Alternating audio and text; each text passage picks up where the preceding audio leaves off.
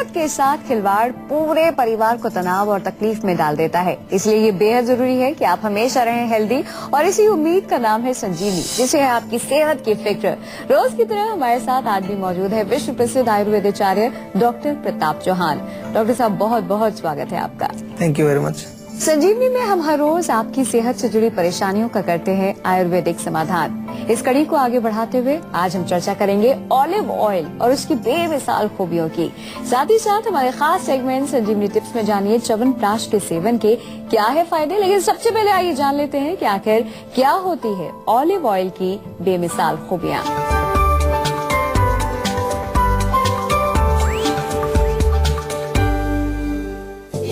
झुर्रियों की होगी छुट्टी, मुहासों से मिलेगी मुक्ति, गंजापन होगा दूर, कोलेस्ट्रॉल होगा कंट्रोल, तो ऑलिव ऑयल जरूर आजमाना। आइए सबसे पहले डॉक्टर साहब से जानते हैं कि आखिर ऑलिव ऑयल में ऐसी कौन सी चीज है या ऐसी कौन सी खूबियां मौजूद हैं जिस वजह से इसे सेहत के लिए इतना फायदेमंद माना जाता है। डॉक्टर साहब, गुणों की बात करें तो क्या ऐसे गुण हैं इसके अंदर जिस वजह से इसको सेहत के लिए इतना फायदेमंद मानते हैं? देखिए, पहले तो जो मैं बताऊं कि ऑलिव ऑयल यानी कि जैतून का तेल, आपने नाम सुना होगा, जैतून का तेल इसको बोलते हैं हिंदी में। और बहुत ज्यादा इसका प्रचलन अभी भारत में नहीं है, क्योंकि हमारे यहाँ इसकी पैदावार नहीं होती ऑलिव की। लेकिन अगर यहाँ का वातावरण हम देखें भारत का, तो पैदावार हो सकती है, क्योंकि यूरोप में इटली और स्पेन, जिसको मेडिटेरेनियन एरिया बोलते हैं हम लोग, वहां पर बहुत ज्यादा पैदा होता है ऑलिव। और ऑलिव एक फ्रूट होता है, उसका तेल निकाला जाता है, उसका कुछ एक अचार टाइप का भी डालते हैं, या आजकल आपने देखा होगा जो लोग आजकल पिज्जा वगैरह खाते हैं उस पर भी ऑलिव डाल के आपको दिया जाता है। लेकिन जो तेल है ऑलिव का, वो बहुत गुणकारी है। और मैं ऐसा कहूँ कि जिस प्रकार से हमारे यहाँ भारत में गाय के घी का बड़ा प्रचार है और गाय का घी जो होता है उसको बहुत स्वास्थ्यवर्धक हम मानते हैं, ऐसे यूरोप के अंदर ऑलिव ऑयल को माना जाता है। और ऑलिव ऑयल को इसलिए हम जो है मानते हैं अच्छा, क्योंकि कई गुण इसमें है। स्वास्थ्यवर्धक तो है, हेल्थ के लिए बहुत अच्छा है। कोलेस्ट्रॉल को जो है ये नियंत्रित करता है, ब्लड प्रेशर को नियंत्रित करता है, हार्ट के लिए बहुत अच्छा है जिन लोगों को अपने हृदय को स्वस्थ रखना, क्योंकि ज्यादातर जो ऑयल्स होते हैं वो हमारे हृदय पर उसका दुष्प्रभाव अक्सर देखने को मिलता है। लेकिन ऑलिव ऑयल हमारे हृदय को शक्ति देता है। त्वचा के लिए बहुत अच्छा है। त्वचा को आपको अच्छा बनाना है, ग्लो अच्छा चाहिए, मालिश भी कर सकते हैं, और अंदर खाने से भी आपके त्वचा में एक विशेष प्रकार का एक चमक उसमें पैदा होती है। बालों के लिए भी बहुत अच्छा है, बालों को आप लगा भी सकते हैं इसको, और साथ में जो खाने में इसका प्रयोग किया जाए तो उससे आपके बाल भी बहुत अच्छे और सुंदर बनते हैं। एंटीऑक्सीडेंट्स इसके अंदर हैं, जिसके कारण ये बॉडी में से जो फ्री रेडिकल्स हैं, यानी कि जो कुछ ऐसे टॉक्सिक पदार्थ हैं, उनको शरीर से ये बाहर निकालता है। बॉडी की इम्यूनिटी, हमारे शरीर की जो रोग प्रतिरोधक शक्ति है, उसको भी ऑलिव ऑयल बढ़ाता है। और इस प्रकार से काफी सारे गुण हैं। कई बारी जो बच्चे होते हैं, नवजात शिशु, उनकी मालिश भी इससे की जाती है, जिससे कि उनके शरीर को पोषण भी मिलता है, शक्ति भी मिलती है, ऊर्जा भी मिलती है।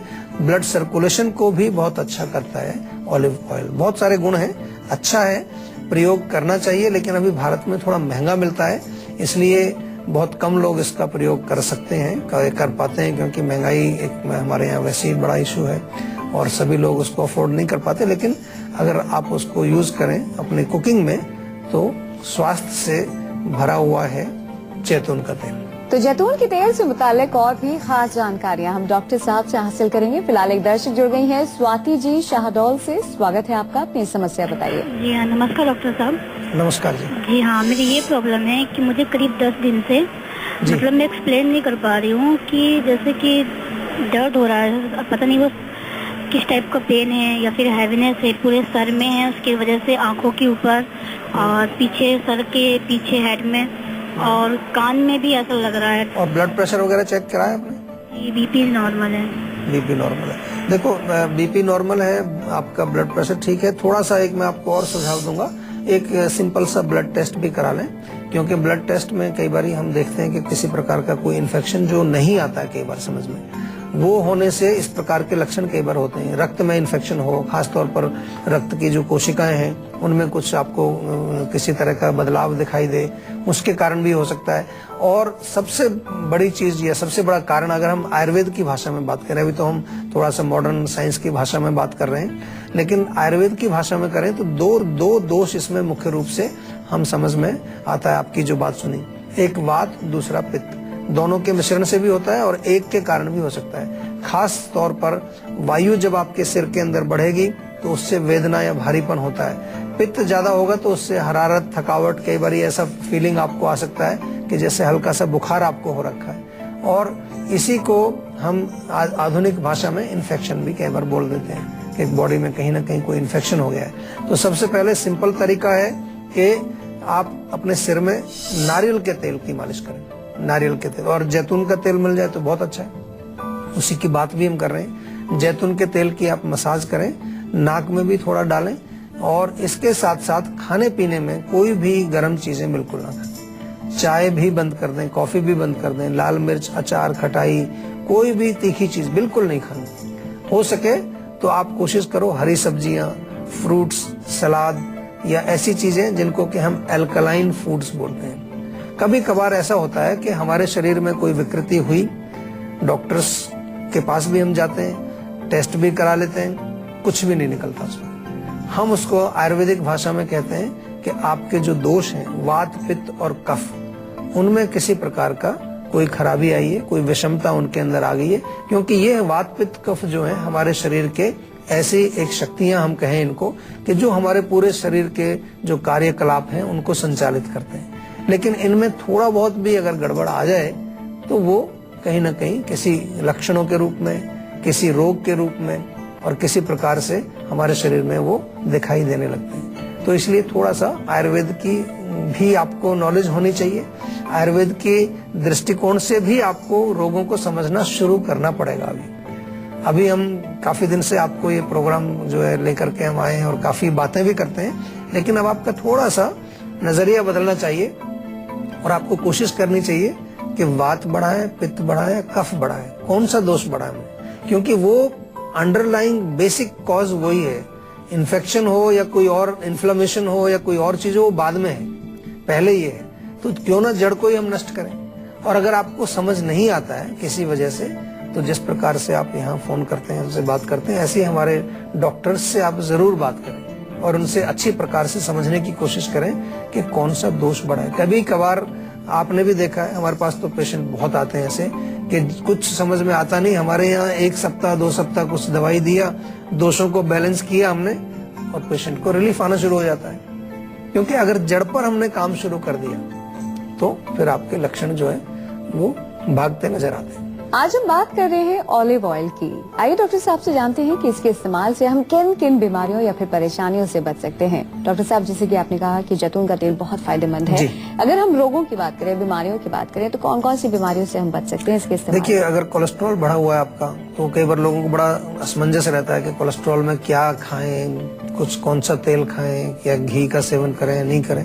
तो जैतून का तेल आप सेवन कर सकते हैं, कोलेस्ट्रॉल को नियंत्रित भी करता है। इसी प्रकार से हाई ब्लड प्रेशर में भी आप इसका सेवन कर सकते हैं। हृदय का कोई रोग आपको हो तब भी इसका सेवन किया जा सकता है। हेयर लॉस में बहुत अच्छा काम करता है। बाल आपके गिरते हैं या उसके अतिरिक्त आपको बालों की किसी प्रकार की कोई समस्या है, कई लोग ये कंप्लेन करते हैं कि हमारा जो बालों के नीचे का जो हिस्सा है, इसको स्कैल्प बोलते हैं या खोपड़ी जिसको बोलते हैं, वो बहुत ड्राई हो जाती है, खुश्की उसमें होती है, रूसी हो जाती है, डैंड्रफ हो जाता है। उसमें भी ऑलिव का ऑयल आप इंटरनली भी और एक्सटर्नली भी, क्योंकि वात का शमन ये करेगा वहां पर थोड़ा सा, क्योंकि ये स्निग्ध होने से वायु का शमन करेगा। थोड़ा उष्ण भी है, गर्मी भी इसमें होती है, तो कभी कभार पित्त भी बढ़ा देता है, थोड़ा ध्यान रखना चाहिए उसका। इसके अतिरिक्त त्वचा के लिए बहुत अच्छा है। साथ में हमारे शरीर में कभी बार बार जो एलर्जी किसी लोगों को होती है, इम्यूनिटी जिनकी कमजोर होती है, उन रोगियों में भी ये बहुत अच्छा काम करता है। हिमाचल से एक दर्शक जुड़ गए हैं। राहुल जी, स्वागत है आपका, अपना सवाल करें। जी नमस्ते डॉक्टर साहब। नमस्कार जी। जी मेरी एक बच्ची है जिसकी उम्र अभी 4 वर्ष है जी। और उसको चॉकलेट और मीठा खाने की काफी आदत, जिससे उसके दांतों में सड़न हो रही है। अच्छा, तो उसके लिए कुछ घरेलू नुस्खे वगैरह बता सकते हैं सर? देखिए, घरेलू नुस्खे जरूर बताएंगे, लेकिन सबसे पहले आप ये समझ लो कि कारण तो चॉकलेट और जो मिठाइयाँ बच्चे खाते हैं और बहुत खाते हैं आजकल बच्चे, और उसका जो एक थोड़ा सा तरीका ये मैं बता दूं आपको कि बच्चों को थोड़ा सा ट्रेनिंग जरूर देनी चाहिए, उनको प्रशिक्षण देना चाहिए। हालांकि आजकल क्योंकि टेलीविजन बच्चे बहुत देखते हैं और टेलीविजन में ऐसे बहुत सारे ऐसे जो कमर्शियल, बहुत सारी एडवर्टाइजमेंट, प्रचार ऐसा होता है जिसमें कि चॉकलेट और कैंडीज का बड़ा प्रचार होता है, तो फिर वो स्वतः ही उनका एक संस्कार बन जाता है। तो एक तो थोड़ा सा एक नियम बनाइए उनके कि कब खाना है, रोज नहीं खाना है या एक दिन छोड़ के खाना है या जो है सप्ताह में एक ही दिन खाना है, ऐसा कुछ नियम बनाना चाहिए। ऐसा नहीं कि बच्चा जब जिस चीज की जिद करे उसको तुरंत ला के दे दे, क्योंकि बच्चे को अभी समझ नहीं है उसकी। दूसरी चीज बहुत इंपॉर्टेंट, क्योंकि मैं कारण को पहले हटाना चाहता हूँ। दूसरी है कि अगर खाए भी बच्चा तो उसको अभी से ट्रेनिंग दीजिए आप कि जब भी कोई मीठी चीज वो खाए, चाहे वो मिठाई भी हो, उसके पश्चात वो जरूर मुंह को साफ करे, दांतों को थोड़ा कुल्ला करे, पानी थोड़ा घुमाए उसमें, और वैसे उसको थोड़ा सा ट्रेनिंग दीजिए। तीसरा, ब्रश रेगुलर करना चाहिए, सुबह भी करें, रात को सोने से पहले भी करें। तो जब हम उसके कारण को ही हटा देंगे तो दांतों में सड़न नहीं होगी। दांतों में सड़न कब होती है? जब वहाँ मीठा लगा रहेगा और वहाँ वो काफी समय तक पड़ा रहेगा, तो उसके बाद फिर बैक्टीरिया वगैरह हमारे मुंह में आकर के और उसमें सड़न पैदा करते हैं। और सड़न अगर हो चुकी है ऑलरेडी तो उसमें लौंग का तेल लगाएं आप, दांत के वहाँ थोड़ा सा लौंग का तेल लेके वहां पर लगाएं, उससे काफी रिलीफ मिलता है, दर्द में भी आराम आता है, और जो वहाँ बैक्टीरिया या कोई सड़न है उसको भी वो थोड़ा सा रोकथाम करने में उसका आपको लाभ मिलता है। चलिए अब बात करते हैं आज की संजीवनी की, जिसपे डॉक्टर साहब आपको बताएंगे ऑलिव ऑयल की कमाल की खूबियां। तो डॉक्टर साहब, क्या है आज की संजीवनी? देखिए, ऑलिव ऑयल जैसा मैंने कहा कि स्वास्थ्य के लिए तो अच्छा है ही, तो आप उसको कुकिंग में, खाना बनाने में भी प्रयोग कर सकते हैं, लेकिन कुछ उसके और भी फायदे हैं। अगर आपको हेयर लॉस का मैंने बताया, तो हेयर लॉस में आप उसको ऐसे भी लगा सकते हैं या थोड़ा सा आंवला डाल करके आप उसमें पका लीजिए। आंवले का जो सूखा हुआ फल मिलता है, मोटा मोटा सा कूट लीजिए और उसमें तेल में डाल करके उसको पका लीजिए, तो आंवले का आपको तेल बन जाएगा।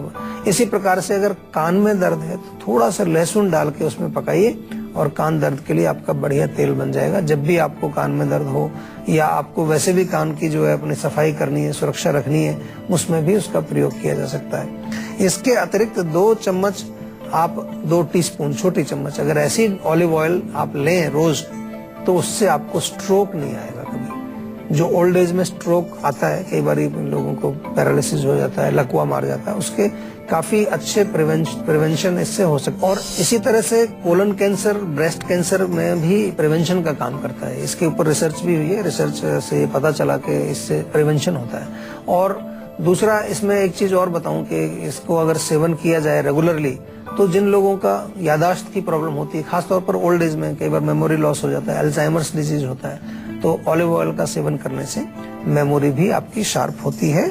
और खर्राटे जो लोग लेते हैं, स्नोरिंग बड़ी कॉमन सी प्रॉब्लम है, अगर नाक में ऑलिव ऑयल डाला जाए, 3-4 बूंद इधर, 3-4 बूंद रात को सोने से पहले, या 1 चम्मच आप ऐसे ही सेवन कर लीजिए, तो उससे क्या है, आपका गला जो है वो थोड़ा स्निग्ध हो जाएगा, लुब्रिकेशन उसमें आएगा, तो खर्राटों में आपको काफी रिलीफ उससे मिलता है। चलिए अब जल्दी से बात कर लेते हैं संजीवनी टिप्स की, जिसमें डॉक्टर साहब आपको बताएंगे च्यवनप्राश के सेवन के क्या क्या है फायदे।